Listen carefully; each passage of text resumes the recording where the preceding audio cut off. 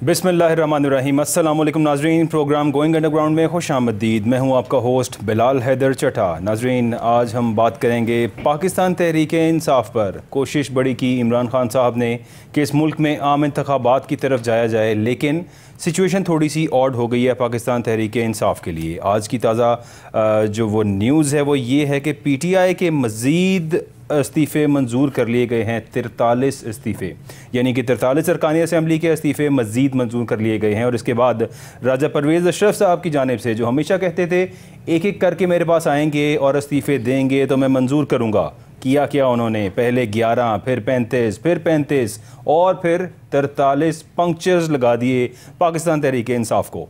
और ये आखिरी 43 पंक्चर्स लगने के बाद अब 124 अरकान का इस्तीफ़ा मंजूर हो चुका है।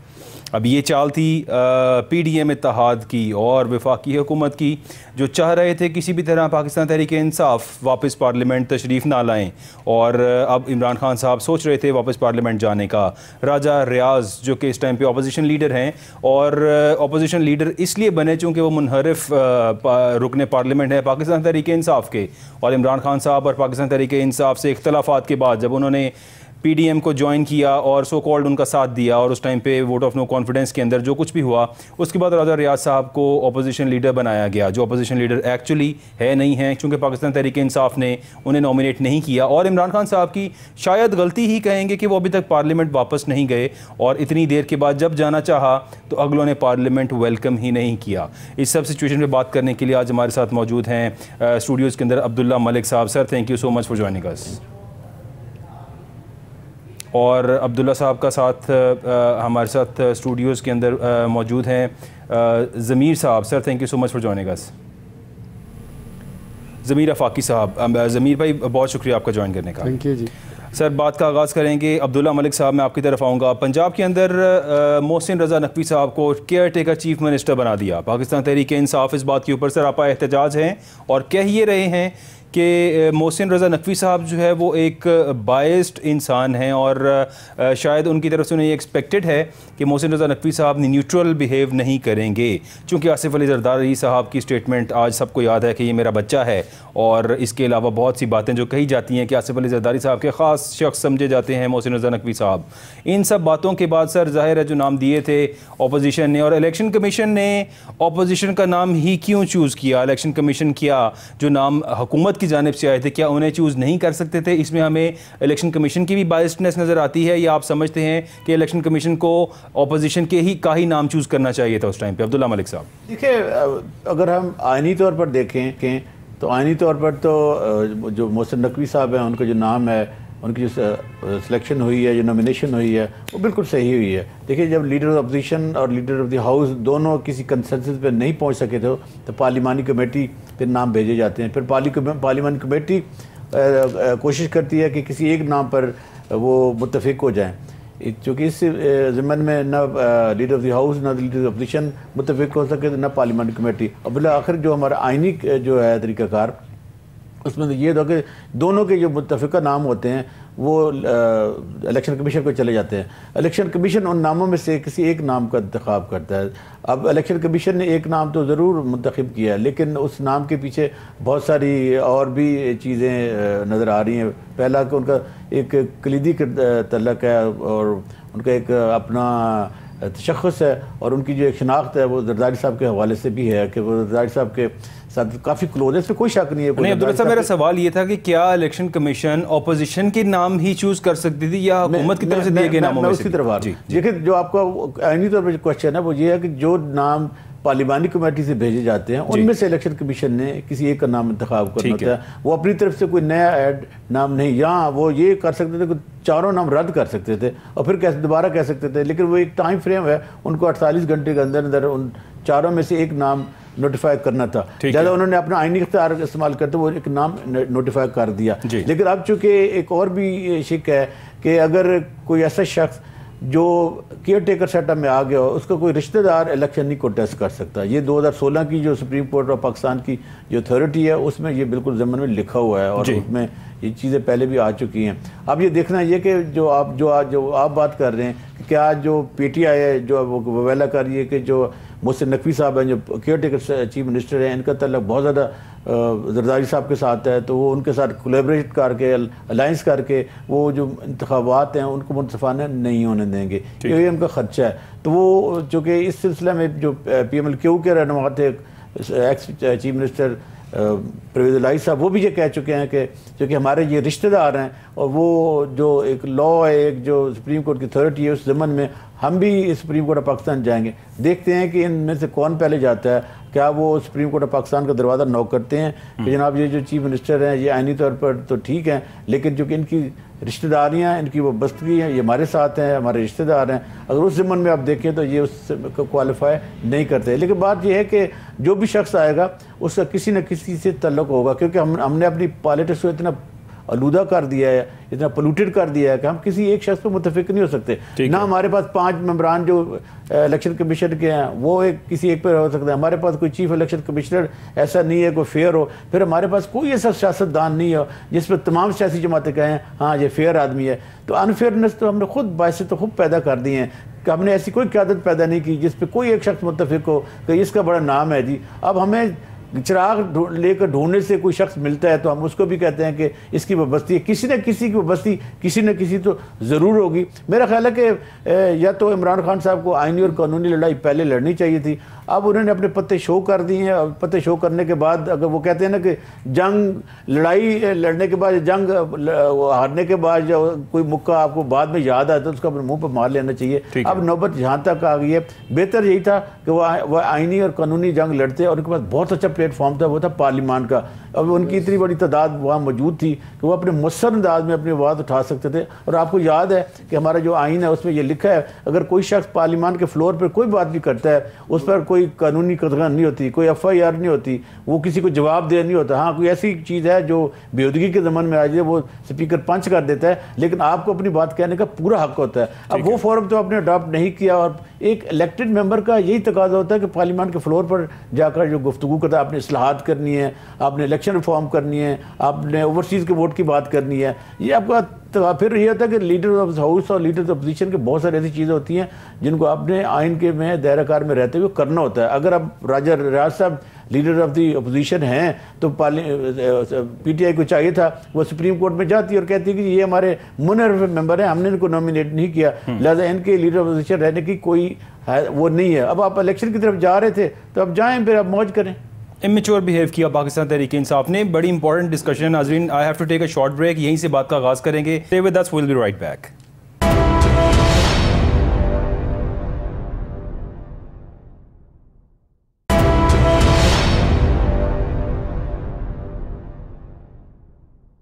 वेलकम बैक नाज़रीन। बात कर रहे थे पाकिस्तान तहरीक इंसाफ की और पाकिस्तान तहरीक इंसाफ के मज़ीद 43 अरकान असम्बली आज फिर से उनको नोटिफाई कर दिया और उनके इस्तीफ़े मंजूर कर लिए गए। राजा परवेज़ अशरफ साहब ने 124 अरकान पार्लियामेंट के इस्तीफ़े मंजूर कर लिए। पाकिस्तान तहरीक इंसाफ को पार्लियामेंट में बैठना चाहिए था, अपोजिशन करनी चाहिए थी, ना कि पार्लियामेंट की अपोजिशन को ओपन छोड़ते। राजा रियाज जैसे शख्स जिन्होंने पाकिस्तान तहरीक इंसाफ का साथ छोड़ा और उसके बावजूद he remain the opposition leader. उसके बाद पब्लिक अकाउंट कमेटी के चेयरमैन को देखें, बाकी तमाम लोगों को देखें तो ये वो लोग थे शायद कि इनके खिलाफ पाकिस्तान तहरीक इंसाफ को एक्शन लेना चाहिए था और इनके खिलाफ जाना चाहिए था। लेकिन किया क्या? इमेच्योरिटी का मुजाहिरा किया गया और इन लोगों को ओपन हैंड, फ्री हैंड दे दिया गया कि आप पार्लियामेंट में बैठें और पार्लियामेंट में बैठ के आप अपोजिशन लीडर बने, पब्लिक अकाउंट कमेटी के चेयरमैन बन जाएं। हमारी पार्लियामेंट और दुनिया के तमाम पार्लियामेंट्स के अंदर अपोजिशन का एक बड़ा इंपॉर्टेंट रोल होता है और इस रोल को प्ले करना चाहिए है, जो इमरान खान साहब ने गलत किया ना प्ले करके, और पता नहीं किसके मशवरों पर जो उन्हें करना चाहिए था वो उन्होंने नहीं किया और सरापा एहतजाज रहे आज तक। और अब की पोजीशन के बाद ये लगता है कि शायद फ्यूचर में भी सरापा एहतजाज ही रहेंगे, because he lost some control I guess here. और मैं अब जाऊंगा ज़मीर आफाक साहब की तरफ। Sir, how do you take this situation sir, कि आपको क्या लगता है इमरान खान साहब को स्ट्रॉन्ग अपोजिशन करनी चाहिए थी, तो मतलब ज़ाहिर है तमाम लोग कह रहे हैं, how do you take it sir? बुनियादी तौर पर इमरान खान साहब जो हैं वो उन्होंने अभी तक मतलब मेरा जो, क्योंकि हम उनको वेरी फर्स्ट डे से देख रहे हैं, जब से वो सियासत में हैं, उससे पहले वो समाजी खिदमात में थे और उससे पहले वो क्रिकेटर थे, तो वो उनकी प्रॉब्लम है कि वो यानी वो लीडर नहीं बन पाते, वो डिक्टेटर बनते हैं। ठीक है। तो जो एक डिक्टेटर शख्स होता है वो कभी किसी के साथ चल नहीं सकता। वो ऑर्डर देते हैं, हुक्म देते हैं और वो फिर कहते हैं कि जो मैंने कह दिया है यही सच है और इसे माना जाए। इसलिए जैसे आप उनका माजी देखें, हम अगर जब पहली मरतबा वो एक सीट लेकर गए थे उस वक्त भी वो पार्लियामेंट में नहीं बैठे थे। ठीक है। गलबन 2 या 3 मरतबा वो 5 साल के अरसे में पार्लियामेंट में गए थे। ठीक है। फिर जब दोबारा वो इलेक्शन में जीते हैं और फिर अपोजिशन, फिर भी वो इसी तरह से गए और वो कभी भी, यानी वो इस चीज़ को अपने अलावा किसी और को वो मानना ही नहीं चाहते। वो समझते हैं कि मैं हूँ तो ये मुल्क है, मैं हूँ तो ये पार्लियामेंट है, मैं हूँ तो यहाँ पे वजारत आला है। अगर वो नहीं है तो फिर कुछ भी नहीं है। वो इसके लिए कोई भी कीमत अदा करने के लिए तैयार हैं और उसकी कीमत उन्होंने अदा भी की। आप सब ने देख लिया है कि इस वक्त आज की पोजीशन में वो सड़क पर खड़े हैं और लोगों से अब वो मांगेंगे, भीख मांगेंगे कि जी मेरे साथ आएँ, मेरे साथ चलें, लेकिन उनके साथ अब कोई चलने के लिए तैयार नहीं होगा। ठीक है। आज के दिन से उनकी जो मुश्किलात हैं उनमें दिन ब दिन इजाफा होगा, परेशानियों में इजाफा होगा जो पहले उन्होंने कभी नहीं देखी। सर कहते हैं कि अवामी सपोर्ट पाकिस्तान तहरीक इंसाफ के साथ है और पाकिस्तान तहरीक इंसाफ अभी भी एक्सपेक्ट कर रही है एंड दे क्लेम कि we have the largest support of population in this country और कि हमारे साथ अवाम है और अवाम के लोग हमारे साथ हैं। अगर इलेक्शंस होंगे तो हम 2/3 मेजॉरिटी के साथ सामने आएंगे। लेकिन इसीलिए क्या वफाकी हुकूमत और PDM इत्तेहाद इलेक्शंस की जानिब नहीं जाना चाह रहे? आपको क्या सिचुएशन लग रही है कि क्या आम इंतखाबात की तरफ किसी भी तरह से जाया जा सकेगा या इसी तरह जिस तरह से वफाक चाह रहा है? और इलेक्शन कमीशन को उन्होंने फंड भी रिलीज़ कर दिए और कहा भी जा रहा है कि पंजाब में KPK के अंदर और तमाम D-सीट MNAs के हल्के के अंदर इलेक्शंस कराए जाएँ। How do you take it sir? वो बातें हैं जनाब आपने जो भी की हैं। आप पहली बात तो ये है कि क्या मतलब पॉपुलैरिटी जो है जिसको एक इन्होंने बना कर रखा था जी, वो सारी की सारी हमें सोशल मीडिया पर ही नज़र आई। अगर पॉपुलैरिटी होती, ठीक है, इमरान खान साहब के साथ लोग होते तो फिर सिंध में जो इनका हशर हुआ है वो ना होता। सिंध की सर मैं आपसे एक सवाल करूंगा कि आपको लगता है कि सिंध के इंतखाबात फ्री एंड फेयर इलेक्शन थे? जी हाँ, मतलब मेरे नज़दीक वो ऐसे ही हैं क्योंकि आप देखें, आप जब बाइकाट उस वक्त सिर्फ MQM ने बाइकाट किया ना जी, वहाँ पर उनके जो खुर्रम शेर जमान जो हैं वहाँ के सूबाई सदर भी हैं जी, वो भी अपनी सीट नहीं जीत सके जी। तो इससे आप उनकी पॉपुलैरिटी का अंदाज़ा लगा लें। ठीक है। दूसरी बात, बहुत सारी हमें जगह पे देखने के लिए कंप्लेंट्स आई सामने, बहुत सी वीडियोस आई रिगिंग का, कहा गया कि शायद बहुत से हल्कों के अंदर रिगिंग की गई है और ऑब्वियसली हुकूमत पाकिस्तान पीपल्स पार्टी की थी। दी हैड द एज, मशीनरी उनके साथ थी, सारा अमला, एवरीथिंग वाज विद देम और उन्हीं की हुकूमत थी वहाँ पर।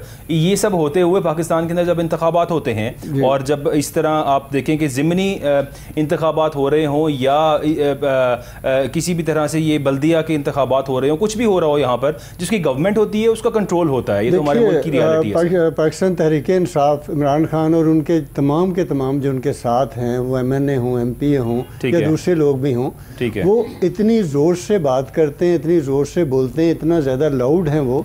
अगर ऐसी कोई बात होती तो इस वक्त उन्होंने पूरा मतलब मुल्क सर के ऊपर उठाया होता। ठीक है। अगर कराची में, सिंध में ऐसी कोई बात होती तो उन्होंने पूरा मुल्क सर पे उठाया होता। उन्हें भी पता था कि उनकी वर्थ अब जो है ना ख़त्म हो चुकी हुई है, लोग उनके साथ नहीं हैं। ये तो क्योंकि अब उन्होंने बचना है तो इसलिए वो हर रोज़ एक नया से नया स्टंट लेकर आते हैं ताकि वो ये जाहिर कर सकें कि उनके साथ लोग हैं। अभी आप देख लीजिएगा, मतलब अब इलेक्शन होने जा रहे हैं जी। अभी तो जैसे इलेक्शन होंगे, अभी मतलब गवर्नमेंट ने, हुकूमत ने या वफाकी हुकूमत ने ऐलान कर दिया कि हम जहाँ पे इन लोगों ने अपने ये मुस्तफ़ी हुए हैं उन सारी जगहों पे हम इलेक्शन करवाएंगे।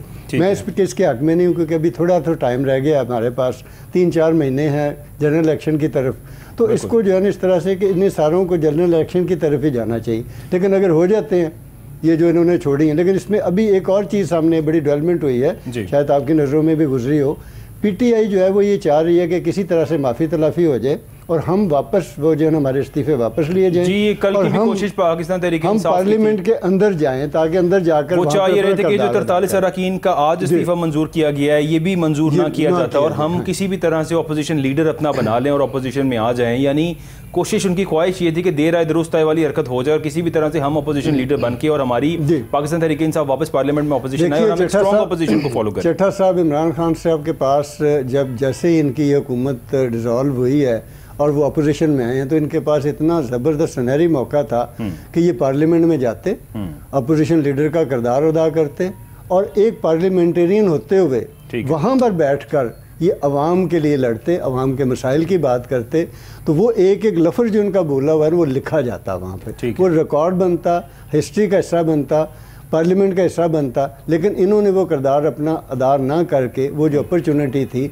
वो खुद, जैसे कहते हैं ना कि खुद अपने पाँव पर कुल्हाड़ी मारना, इसी को ही कहते हैं। सर, आप इस अपॉर्चुनिटी को लूज करने की बेस पे कह रहे हैं कि अवाम पाकिस्तान तहरीक इंसाफ का साथ नहीं देंगे और साथ देंगे उसकी वजह दूसरी पीडीएम इत्तेहाद का। उसकी वजह दूसरी ये है कि इन्होंने कहीं भी किसी भी जगह पे इमरान खान साहब और उनकी पार्टी पूरे मुल्क में कोई डिलीवर नहीं कर सकी, किसी किस्म की कोई उन्होंने ऐसी कोई एक चीज़ बता दीजिए। आप भी माशाल्लाह चट्टा साहब इसी मुल्क में रहते हैं, इसी शहर में घूमते हैं, ठीक है, कोई ऐसा काम उनका जो उनकी क्रेडिट पे जा रहा हो जिसके ऊपर उन्होंने वो कह सकते हो कि जी हमने ये काम किया, ठीक है। फिर दुनिया भर के साथ जो ताल्लुकात हैं वो भी आपके सामने हैं, ठीक है।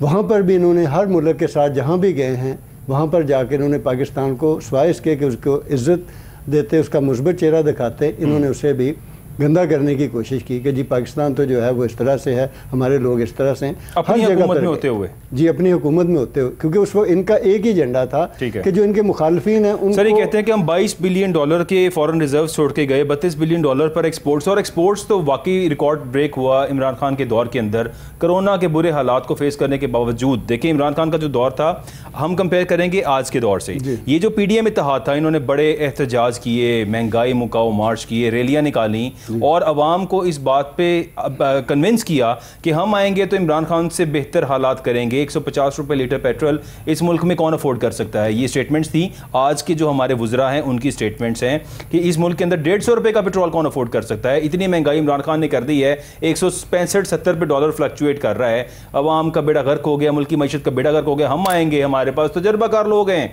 हमारे पास 30-30 साल पुराना तजर्बाकार लोग हैं जो आएंगे तो इस मुल्क में अवाम को रिलीफ देंगे। रिलीफ के नाम पर ये लोग आए। आज जो सिचुएशन आप भी ज़मीर फाक्सा फेस कर रहे हैं, आप भी यूटिलिटी बिल्स पे करते हैं, आप ग्रोसरी खरीदते हैं, आप इस मुल्क की सारी सिचुएशन से बखूबी आगाह हैं। इस सिचुएशन में आपको लगता है कि अवाम इमरान खान का साथ नहीं देंगे? हालांकि उसके दौर में अगर आप मेरा पॉइंट ऑफ व्यू लें तो कोई दूध की नहरें नहीं बह रही थी, लेकिन इनके आने के बाद एक्सपोज तो ये लोग हो गए कि इमरान खान ने तो फिर भी 150 रुपये पेट्रोल रोका हुआ था, जो इन्होंने हाल कर दिया है, जो इस मुल्क को जिस दहेज पे लाकर इन्होंने छोड़ दिया है। सर, इसके बाद आपको लगता है कि इमरान खान बहुत बुरा कर रहा था इस मुल्क के साथ? चट्टा साहब, हम कोई ये जो मौजूदा हुकूमत है या इनके जितने भी लोग हैं, हम कोई उनके स्पोक्समैन नहीं हैं और ना कोई हम इमरान खान के नुमाइंदे हैं। मैं तो ये जानता हूँ जब 2018 में इमरान खान साहब को हुकूमत मिली थी, उससे पहले कोई 150 या 200 रुपये का किलो जो है ना घी मिल रहा था, ठीक है, और इसी तरह से 60-70 रुपये की चीनी थी, ठीक है, पेट्रोल भी जो था वो भी 150 और इसके करीब था, ठीक है, और डॉलर जो था वो भी काफ़ी कम था। इसी तरह से तमाम चीज़ें जो थी वो स्मूथली चल रही थी, किसी किस्म का कोई आवाम को उस महंगाई तो होती रहती थी, कभी कम होगी कभी ज़्यादा होगी, बिल्कुल। लेकिन आम आदमी आज जो जिस हालत में है, आदमी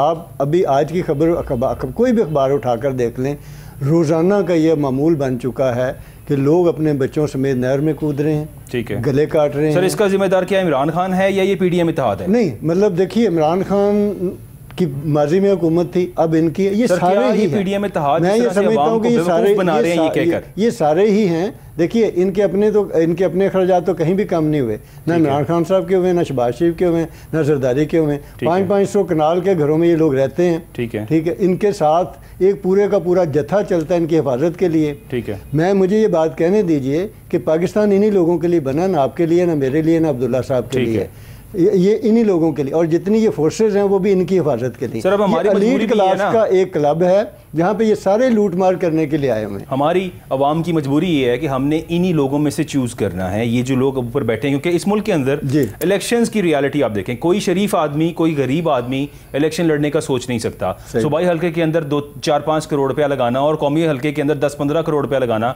कौन शख्स अफोर्ड कर सकता है? यहाँ पर कोई आम शरीफ आदमी और मिडिल क्लास आदमी ये चीज़ें अफोर्ड नहीं कर सकता। तो अफोर्ड कौन कर सकते हैं? यही तमाम लोग जो ऑलरेडी सियासत में हैं, जिन्होंने सियासत से गेन किया हुआ है, जिन्होंने अपने पास रिजर्व रखा हुआ है to invest in the election. So we have to choose amongst them. तो अब इस टाइम पे हमारे पास चूज करने की ऑप्शन पीडीएम है और इमरान खान है, जो इस टाइम पे वक्ती सिनेरियो बना हुआ है। इस सिनेरियो के अंदर मेरा आपसे सवाल ये है, दोबारा ज़मीर साहब मैं आपकी तरफ आऊँगा, क्योंकि आपने ये कहा कि इमरान खान साहब अपनी पॉपुलैरिटी लूज़ कर चुके हैं। क्या रीज़न है पॉपुलैरिटी लूज़ करने की? कि आज जो हालात हैं, गरीब आदमी बेचारा मर रहा है, लोग खुदकुशियाँ कर रहे हैं, जो इमरान खान के दौर में शायद नहीं कर रहे थे। उस टाइम पे ये हालात नहीं थे जो आज क्रिएट किए गए हैं, और कहा यह जाता था। इमरान खान के दौर के अंदर कोरोना, देखिए हमें फैक्ट्स पे बात करनी चाहिए, ना कि हम कि नून लीग के या उनके मिनिस्टर्स की या किसी और के मिनिस्टर्स की कई हुई बातें करें। फैक्ट ये है कि पूरी दुनिया के अंदर कोरोना ने हर मुल्क की मईशत का बेड़ा गर्क किया और महंगाई को 3 टाइम्स बढ़ा दिया। दुनिया के तमाम वेलफेयर कंट्रीज की बात कर रहा हूं, पाकिस्तान ने भी वही तमाम हालात फेस किए। उसके बावजूद हमने ये देखा कि पाकिस्तान तरक्की की राह पर गामजन हो रहा था at the ending tenure of Imran Khan. हमने ये सब चीजें फेस की और उसके बाद मुझे तकलीफ ये है कि I was expecting from PDM कि 150 रुपए लीटर पेट्रोल को ये लोग आकर 120 रुपए करेंगे, ये लोग डॉलर 165-70 को लाकर 150 पे करेंगे और इसहाकडार साहब जैसे चैंपियन, मुफ्ती इस्माइल जैसे चैंपियन, तजर्बाकार लोग आएंगे, मेरे लिए इस मुल्क में चीजें सस्ती करेंगे। जो इन्होंने हालात कर दिए सर, मैं तो आज बड़ा परेशान हूं इनके हालात से। ज़मीर साहब, अच्छा, आप क्या खुश हैं इन हालात से? देखिए, नहीं, हम तो मतलब आज भी खुश नहीं थे, कल भी खुश नहीं और माजी में भी नहीं थे, क्योंकि गरीब आदमी ही यहाँ पर पिसता आया है। आप फरमा रहे हैं, आपकी बातें दुरुस्त हैं, मेरी बात है कि हम और आप उन्हीं लोगों में से हैं कि जो सर हम अवाम है ना सर, हम डाउन टू हमने कौन सा कोई पैसे लेके इसी रोड से गुजरते हैं जहाँ पर VIP गुजरते हैं और हमें 10-10 जी हमें रोका जाता है, हमें वहाँ पे बाउंड किया जाता है और ये खुद गुजरते प्रोटोकॉल से। मैंने गुजारिश की थी कि ना हम इमरान खान साहब के वो हैं हमायती हैं, ना उनके स्पोक्समैन हैं, हम तो आम आदमी के, क्योंकि मेरा जो जब मैं घर से निकलता हूँ तो घर से अपने ऑफिस तक या काम करने के लिए जो मुझे रुकावटें फेस करनी पड़ती हैं, शायद किसी और को फेस ना उस तरह से करनी पड़े। ठीक है, हम उन हालात में जिंदा हैं। सर नहीं, सवाल ही मेरा ये था कि इमरान खान ने पॉपुलैरिटी लूज कैसे कर ली जब इन्होंने बेड़ा गर्क कर दिया गरीब का? देखिए, वो गरीब तो उस वक्त भी ऐसे ही था और उस वक्त भी ऐसी था। ये ऐसी सारी 3.5 गुना महंगाई तब से अब तक बढ़ चुकी है, 3.5 गुना। IMF के साथ होने वाली डील्स को देखें, हमारी जो स्टैटिक्स आ रही हैं और जो वो तो उस टाइम पे भी हो रही थी, इमरान खान के दौर में भी हुई है, सब कुछ हुआ है। तो उसमें जाने क्या उनके पास ऐसी कौन सी उनके पास गिदड़ सिंगी थी कि उन्होंने इस सब चीजों को कंट्रोल किया हुआ था? कहा यह जा रहा है कि वहाँ पर जो इन्होंने उनके साथ डील्स की, और ये जो आपने कहा ना कि 22 वो रिजर्व क्या थे, 22 सर ये तजर्बाकार लोग थे, इन्हें पता था उसने क्या किया है। ये नहीं कि इन्होंने को पहली दफा हुकूमत देखी है, पहली दफा इत्तेहाद में आए, इनको सब मालूम था। दे न्यू एट के क्या ले रहे हैं, किया क्या आकर अपने केसेस माफ कराए, इसहाकडार साहब के तमाम मुंजमद असासे रिलीज कराए, उनके अकाउंट्स खुलवा दिए, उनको दोबारा वजीर खजाना बना दिया, शहबाज शरीफ साहब के केसेस खत्म, जरदारी साहब के खत्म, सबके केसेस खत्म। इस मुल्क के अंदर इंसाफ का बोलबाला में नजर आया। आपको भी पता है कि किस तरह से केसेस बनते हैं, बनवाए जाते हैं, बनते जिस तरह तो खत्म भी वैसे ही हो गए, वैसे ही खत्म हो जाते हैं, जैसे बने वैसे ही खत्म हो गए। जब आपकी हुकूमत आती है तो आप दूसरों को, नैब और ये सारे इदारे बनाए इसलिए गए हुए कि दूसरों को जो इन्होंने रगड़ा देना होता है। इसके लिए अगर कभी इस मुल्क में, आप यकीन कीजिए कि कभी भी इस मुल्क की अदालतें और आपका जो अकाउंटेबिलिटी ब्यूरो है जी, कभी अकाउंटेबिलिटी ब्यूरो तो दांत निकाल के टूथलेस कर दिया है, साहब यहाँ पर हो तो मैं ये समझता हूँ कि शायद इस मुल्क का भला हो जाए। अब्दुल्ला मलिक साहब, क्या आपको भी ये लगता है कि इमरान खान ने अपनी पॉपुलैरिटी लूज कर दी? और अगर लूज कर दी है तो मुझे उसकी रीज़न समझ नहीं आ रही। इस मुल्क में कौन से ऐसी अब हमें सिचुएशन नज़र आ रही है? क्योंकि ये लोग ये कहते थे, मेरा इख्तलाफ, ज़ाती इख्तलाफ ये है और अवाम की राय भी ये है कि ये लोग कहते थे कि हम महंगाई मुकाव मार्च कर रहे हैं, महंगाई ख़त्म करने इस मुल्क के अंदर आए हैं, गरीब का हम साथ देंगे, हम तजर्बाकार लोग हैं, we know what the situation is, we will come and handle it. और आज क्या हो रहा है कि इन्हें क्या पता ही कुछ नहीं था, या इतने नाअहल थे ये लोग, या इनका मकसद सिर्फ अपने केसेस ख़त्म कराना था और अवाम का बेड़ा गर्क करना था? मैं तो समझ रहा था, आप मुझे भूल गए हैं, शुक्रिया, थैंक यू वेरी मच। देखिए, जो आप बात कर रहे हैं ना, सियासी जमातों में ऐसे नहीं होता कि अगर वो इलेक्शन से आउट हो जाएं, जो पार्लियामान से आउट हो जाएं या इक़्तिदार से चली जाएं तो उनकी पॉपुलैरिटी कम हो जाती है। इस वक्त भी जो इमरान खान साहब हैं वो मुल्क के पॉपुलर तरीन लीडर है, इसमें कोई दूसरी राय नहीं है। ठीक है, इसलिए कि अभी तक तो जो PDM है वो अंडर प्रेशर ही रही है और जो उनकी हिकमत अमली है वो वाज़ेह तौर पर उनके हक में रही है। मसलन उनके बाद 2 हुकूमतें थी, ठीक है, यकीनन KPK में उनके पास 2/3 अक्सरियत थी, पंजाब में उनके पास ऐसी अक्सरियत थी कि उसको आपने देखा होगा कि वोट ऑफ नो कॉन्फिडेंस के तहत भी नहीं भेजा गया।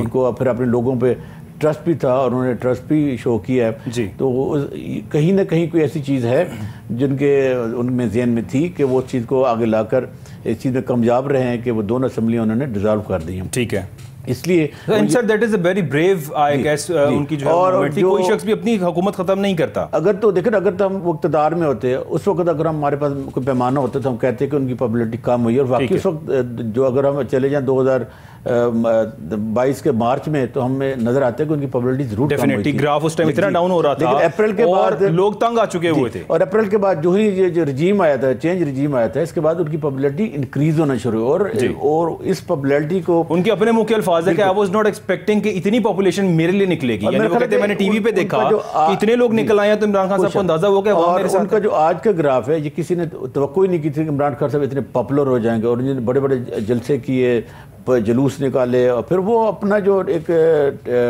नैरेटिव था उसको वो बयान करने में अभी तक कामयाब रहेंगे। देखिए उनका जो नैरेटिव है करप्शन के अगेंस्ट था, जो मौजूदा रिजीम है इसके अगेंस्ट था, एस्टेब्लिशमेंट के खिलाफ था, ये बिका है और ये बिक रहा है, इसलिए अब तक उसको सेल कर रहे हैं और ये बिकता रहेगा इलेक्शन तक।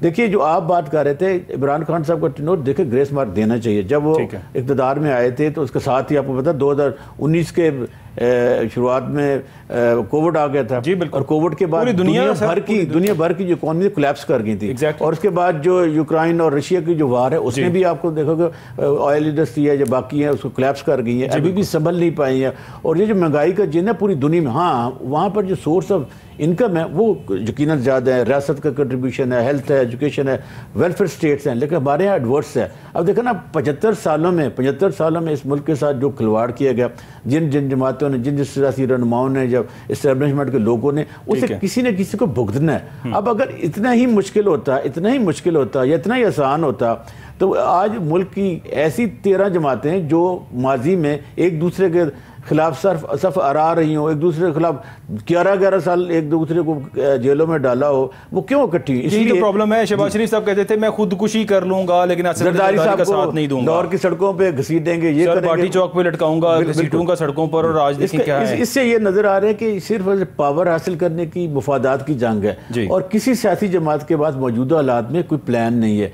कोई मुल्क से निकलने के कोई ऐसे वो वेज नहीं है, जो कोई बयानिया नहीं है। देखिए मुल्क जिन हालात से गुजर रहा है, हमारे यहाँ एक्सटर्नल दोनों थ्रेट्स हैं। हमारे यहाँ दहशतगर्दी बॉर्डर पे भी है, अक्रॉस दी बॉर्डर भी है। हमारे यहाँ इकॉनमी बड़ी बुरी तरह मुतासर हुई है। हमारी जो फॉरेन पॉलिसी है फेल जा रही है। हमारी जो बाकी जो ज़रूरियात है, मतलब एक्सपोर्ट हमारी ज़ीरो रेटेड हो गई है। डॉलर अब आपको 260-65 का ओपन मार्केट में मिल रहा है, और पेट्रोल में भी 232 में चला गया। फॉरेन रिजर्व हमारे है ही नहीं। देखिए ना इसका जिम्मेदार कौन है? ये लोग जिनको लाया गया था, ये बड़े एक्सपर्ट हैं। देखिए ना मुझे एंड पे क्या चाहिए? मुझे एंड पे चाहिए कि मैं बाजार में जाऊं, रिलीफ चाहिए सर। दूध कितना, हम सबको रिलीफ चाहिए। जो इन लोगों ने हमें कहा था कि हम रिलीफ देंगे और नहीं दिया। हमें तकलीफ ये है कि इमरान खान के दौर में मैं नहीं कहता सब कुछ थे, जाहिर है शायद मैं भी तंग होऊंगा, और मैं दोबारा से ये बात रिपीट करता हूं। मेरे चट्टा साहब, मेरे बच्चे को दूध चाहिए, मेरे बच्चे को रोटी चाहिए, मेरे बच्चे को शेल्टर चाहिए, मेरे बच्चे को एजुकेशन चाहिए, मुझे सफर करने की सहूलियात चाहिए, मुझे सस्ता पेट्रोल चाहिए। मुझे नहीं है इमरान खान हुक्मरान है, जरदारी हुक्मरान है, नवाज शरीफ है, शहबाज शरीफ है, ये मेरे किस्से नहीं है। किसने कितने अरब की करप्शन की है, मेरा किस्सा नहीं है। मुझे तो ऐसी वेलफेयर स्टेट चाहिए जो मुझे नजर नहीं आ रही, मुझे इंसाफ नजर नहीं आ रहा, मुझे यहाँ पर शेल्टर नजर नहीं आ रहा, सिक्योरिटी नजर नहीं आ रही। सर मेरे ये क्वेश्चन है जो मैं कौम के सामने रखता हूं, लेकिन मुझे इसका माफ कीजिएगा जवाब नजर नहीं आ रहा। सर लोग रोना रो रहे हैं, लोगों के पास बिजली के बिल देने के लिए पैसे नहीं। हमारे ये मसाइल है। क्या ये सारे के सारे मसाइल जिनका जिक्र मैं कर रहा हूं, क्या इलेक्शन में इनका कोई है? इलेक्शन हो भी जाए तो जैसे मजीद अरबों रुपया हमारे डूबना है सर, टैक्स पेयर का पैसा डूबना है। यहाँ पे अरबों रुपए में इलेक्शंस होने हैं और क्या होना है। ज़मीर साहब मैं आपकी तरफ आऊंगा। मैं आखिरी बात, जैसे ज़मीर फाकी साहब कह रहे थे कि भाई ये इशराफिया का मुल्क है, ये वाकई इशराफिया का मुल्क है।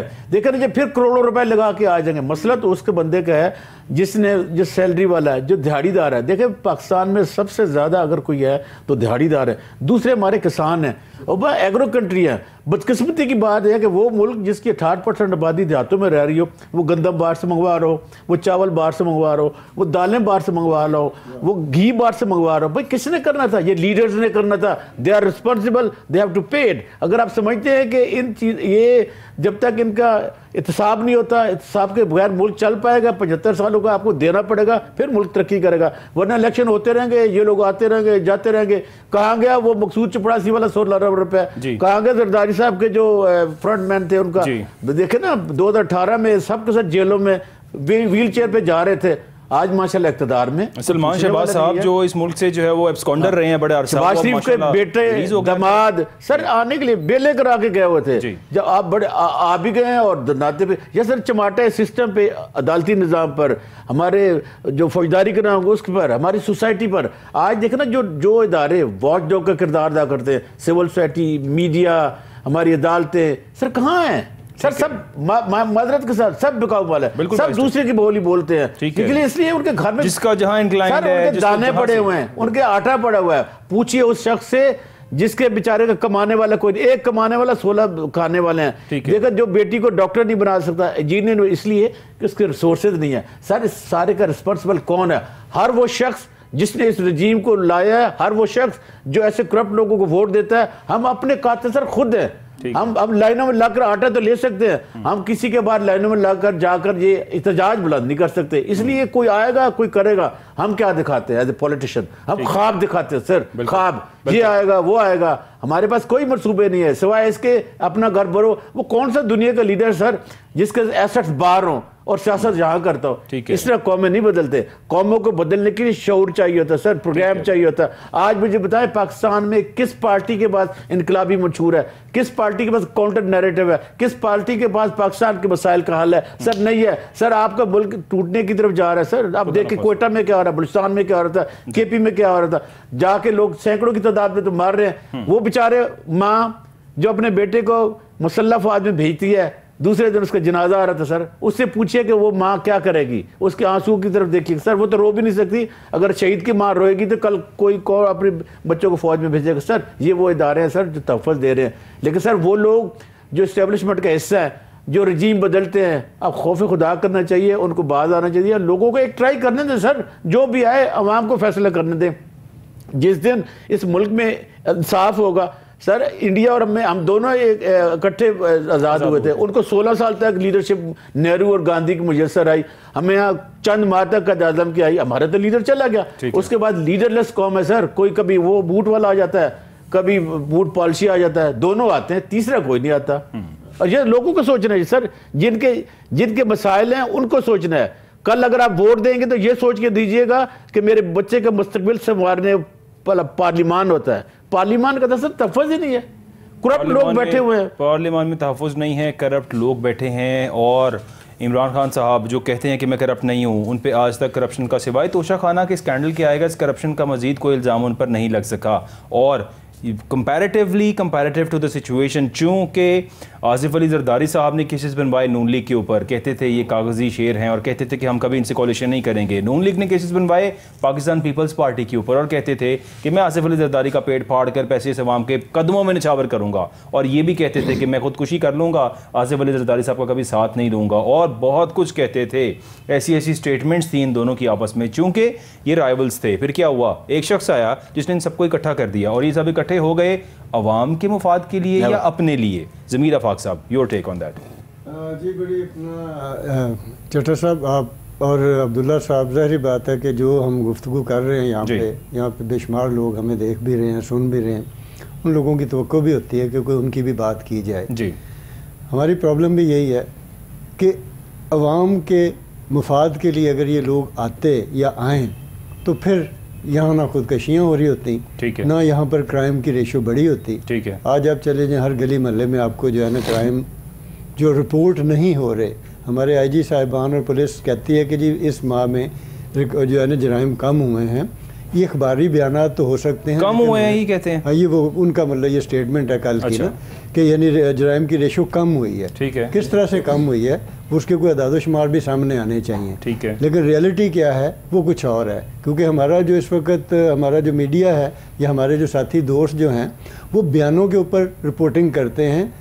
कभी आपको तहकीकाती जर्नलिज्म यहाँ पे पाकिस्तान में नजर नहीं आ रही। आ ही नहीं सकती हमारे यहाँ पर जो तहकीकाती जर्नलिज्म करना चाहता है कि सुबह से लेकर शाम का रिजल्ट भी अरशद शरीफ है। शाम से लेकर सुबह से लेकर रात गए तक ये जो माल की रोड है, मैं वहाँ से गुजरता हूँ, वहाँ पर वो दर्जनों गाड़ियाँ जो खड़ी होती हैं कि इमरान साहब कब उठेंगे, कब बैठेंगे, कब वो चेहरा धोएंगे, कब उनके पास कौन आएगा। मीडिया का किरदार तो अब ये रह गया जी। फिर जाते हैं हम, जाके उनके साथ जितने हमारे अफसरान हैं हम उनसे मिलते हैं, सेल्फियाँ लेते हैं। हम किस तरह से उनके बारे में बता सकते हैं ये क्या कर रहे हैं।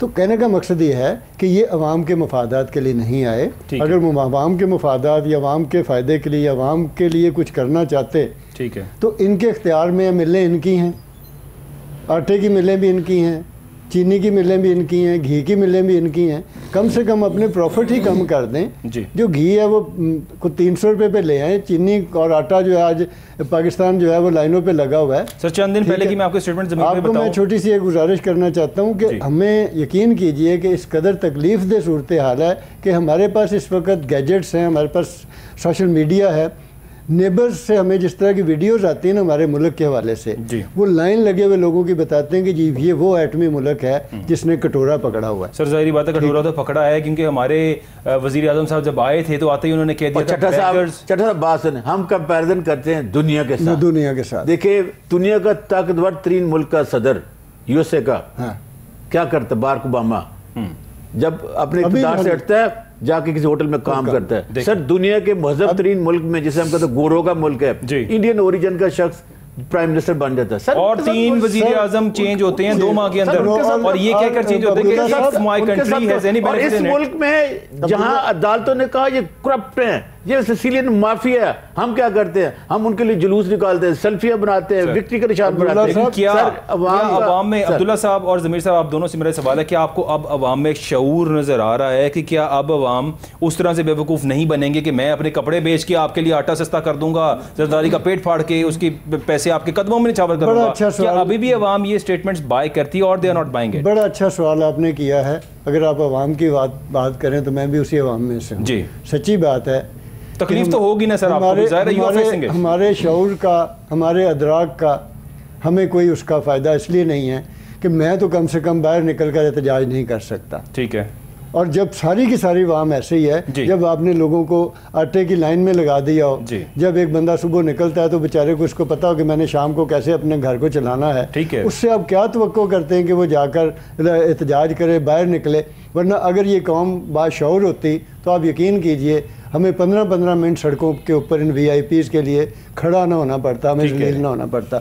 हमें कोई शऊर नहीं है, ठीक है, हम शऊरलेस कौम है। जब हमें कभी शऊर आ गया तो हमें पता चलेगा कि जिस गाड़ी में ये जा रहा है 50 करोड़ की गाड़ी या 50 लाख की गाड़ी में, 2 करोड़ की गाड़ी में, ये हमारे टैक्स से गाड़ी है और इसके बच्चे इसके ऊपर क्यों सफ़र कर रहे हैं? उसके गिरबान से पकड़ कर उसके नीचे निकाल कर उसको चपेड़े मारी जाती कि तुम हमारी गाड़ी को किस तरह से इस्तेमाल कर सकते हो अपने ज़ाती फ़ायदे के लिए। आपको ये दी गई थी ऑफिस जाने के लिए, लेकिन आपके तो इसमें डंगर भी जो है ना ढोए जा रहे हैं। क्या आवाम को राइट्स का नहीं पता, उनको अपनी पावर का नहीं पता? सर या आप ये समझते हैं कि वो अब हम लोग इतने डरपोक हो चुके हैं that we are not ready for any initiative? उनको जो है ना राइट्स का भी पता है, सारा कुछ है। अब्दुल्ला साहब जैसे लोग, वकला की मतलब बेशुमार तंजीमें हैं, जर्नलिस्टों की बेशुमार तंजीमें हैं, हर रोज़ सेमिनार हो रहे हैं, अवेयरनेस सेमिनार, सबको। मैंने तो जर्नलिस्ट के साथ, मैं चूंकि इस फील्ड में काफ़ी अरसे से हूँ, मैंने जर्नलिस्ट में कभी एका नहीं देखा। I have seen them divided. हर शख्स यहाँ पे 2-4-6 का ग्रुप है, वकला के अंदर,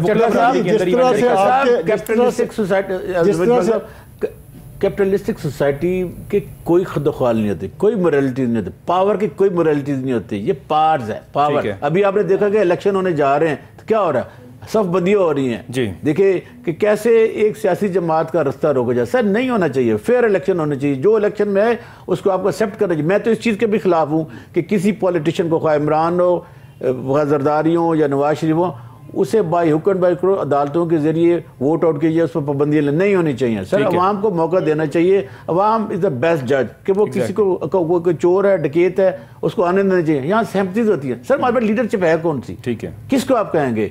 एक कल नून लीग के साथ था, उसने देखा कि PTI आ रही, वो PTI के साथ मिल जाएगा। वो देखेगा नहीं पीपल पार्टी है, PTI उसके साथ मिल जाएगा।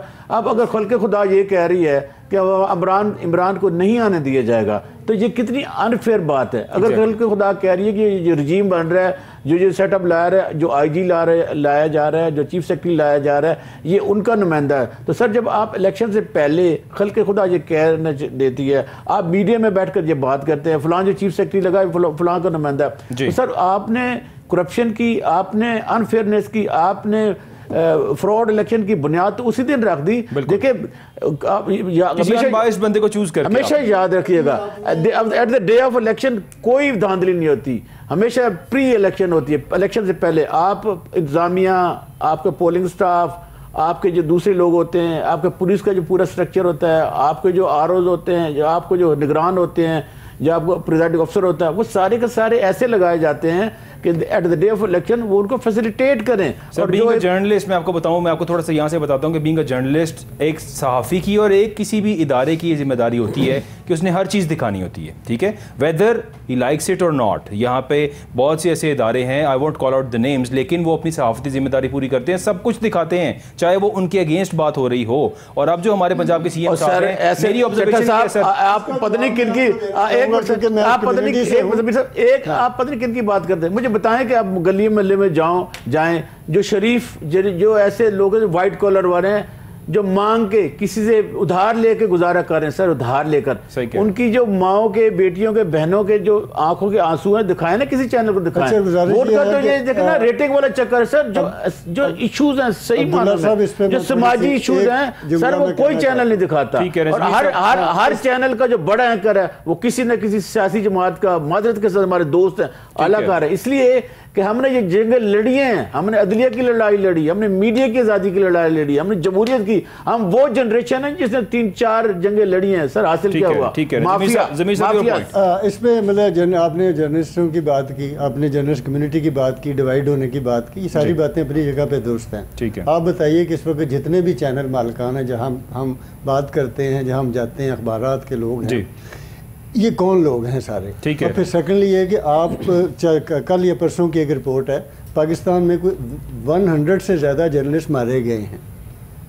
और फिर ये आपका तो आप तो ये जो जितनी मल्टीनेशनल कंपनीज हैं जो हमारे यहाँ चल रही हैं, आप उनके खिलाफ खबर नहीं दे सकते। ठीक कह रहे हैं। तो आप वो बेचारा एक जर्नलिस्ट क्या करेगा, जिसे 1 सेकंड से वो कहते हैं कि जी अंदर दरवाजे के आपने अंदर नहीं आना, हम लोगों ने वो भुगती हैं सारी चीजें। बिल्कुल ठीक। तो फिर वो कैसे वो बेचारे फिर भी अगर जितना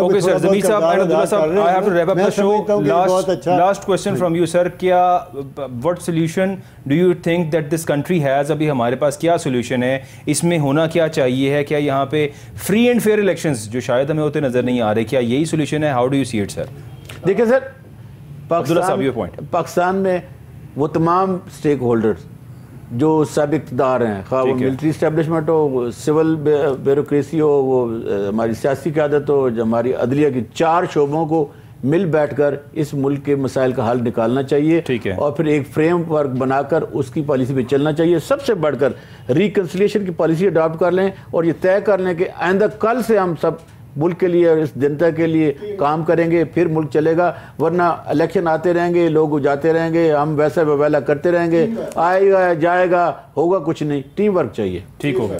योर पॉइंट अज़मीर साहब। मुल्क जो है ना, आपके जो है ना पार्लियामेंट को सॉवरेन होना चाहिए, डेमोक्रेटिक प्रोसेस जारी रहना चाहिए, कानून की जो हकमियत है उसके ऊपर किसी तरह का जो है ना वो जब तक आप मुल्क में कानून की हकमियत का तस्वर राइज नहीं करते, ठीक है, जमहूरियत आपकी नहीं चलती, पार्लियामेंट सॉवरेन नहीं होती, उस वक्त ही इसी तरह के मामला मसाइल रहेंगे। सबसे पहले ये कि आपका अदल और इंसाफ का निज़ाम जो है ना वो बिना किसी उसके जो है ना क्वेश्चनेबल ना हो। हाँ, सबसे ज्यादा जिक्र अदल और इंसाफ, रूल ऑफ लॉ की बात सबसे ज्यादा इमरान खान साहब करते हैं। पता नहीं इसको फॉलो करते हैं कि नहीं करते, लेकिन सबसे ज्यादा जिक्र रूल ऑफ लॉ का हमेशा वो करते हैं कि हमारे मुल्क का solution, the only solution in this country is rule of law. And believe me, this is the reality. अगर हमारे मुल्क में रूल ऑफ लॉ होगा तो हमारे मुल्क का सब निज़ाम ठीक होगा, और अगर रूल ऑफ लॉ नहीं होगा तो इसी तरह से सिचुएशन जो हमारे मुल्क के अंदर चल रही है, यही सिचुएशन रहेगी और यही परेशानी है हम सब के लिए। यहाँ पर होता ये है कि जो शख्स चोरी करता है, अगर उसने कोई ज़्यादा बड़ी चोरी कर ली है, फिर तो उसके लिए लग्जरी लाइफ है सर, और वो उसको हर तरह का रिलीफ मिलेगा। लेकिन छोटे मोटे चोर को बेचारे को पिसना पड़ता है, हर चीज़ के अंदर जो है वो उसको चीज़ें बर्दाश्त करना पड़ती हैं। शो का टाइम ख़त्म हो गया है नाजरीन, कल हाजिर होंगे दोबारा एक नई बात के साथ, लेकिन अल्लाह से दुआ करते हैं कि अल्लाह ताला हमारे मुल्क में बेहतरी करे। Free and fair elections and rule of law, ये 2 रिक्वायरमेंट्स हैं, ऑप्शंस हैं हमारे पास कि ये दोनों चीज़ें हमारे मुल्क में होनी चाहिए। Thank you so much for watching the show. Allah हाफिज़।